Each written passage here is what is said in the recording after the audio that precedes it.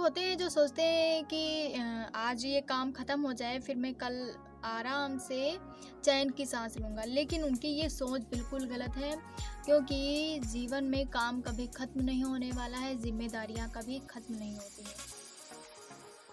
Hi guys, मैं हूँ प्रज्ञा, एक छोटी सी कहानी के साथ। एक फ़कीर था जो नदी के किनारे बैठा हुआ था। तो उसको देख करके एक व्यक्ति उससे पूछता है कि बाबा आप यहाँ क्यों बैठे हैं?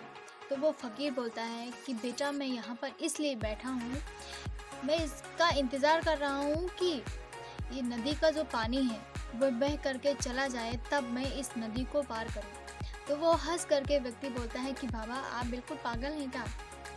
ये नदी का पानी कभी ख़त्म नहीं होने वाला है। अगर आप पानी खत्म के इंतज़ार में बैठे रहेंगे तो आप इस नदी को कभी पार नहीं कर सकते हैं। तो फिर वो फ़कीर बोलता है कि मैं तो यही आप सब लोगों को, इस दुनिया को समझाना चाहता हूँ कि अपने ऊपर का बोझ कभी ख़त्म नहीं होने वाला है, ज़िम्मेदारियाँ जीवन में कभी नहीं ख़त्म होंगी।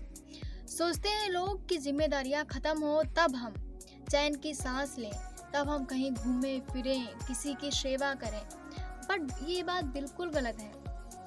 ज़िम्मेदारियाँ कभी ख़त्म नहीं होंगी, आपके ऊपर जो ज़िम्मेदारियाँ हैं वो आगे बढ़ती रहेंगी। लेकिन अगर आप उसको बोझ समझेंगे तो आप उनसे कभी नहीं हट सकते हैं।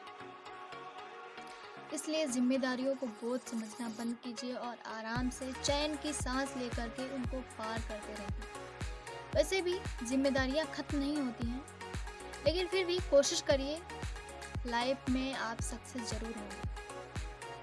छोटी सी कहानी हमें बहुत बड़ी बात सिखाती है कि उस फ़कीर ने कहा था कि शायद इस नदी का जो जल है वो चला जाए तब मैं इस नदी को पार करूं, लेकिन उस व्यक्ति ने कहा नहीं बाबा आप इस नदी को कभी पार नहीं कर सकते हैं। अगर आप इसके सहारे बैठे रहेंगे कि इसका जल बह करके चला जाए तब मैं इस नदी को पार करूं। तो वो इस बात पर बोलता है फ़कीर कि बेटा मैं सब लोगों को यही समझाना चाहता था कि ज़िम्मेदारियाँ भी इसी तरह होती हैं।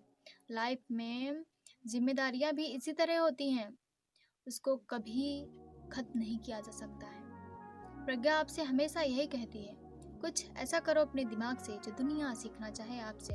और हाँ, याद रखना, अगर आप कुछ अच्छा सुन रहे हैं तो हर सुबह 9 बजे 91.2 FM सुन रहे हैं।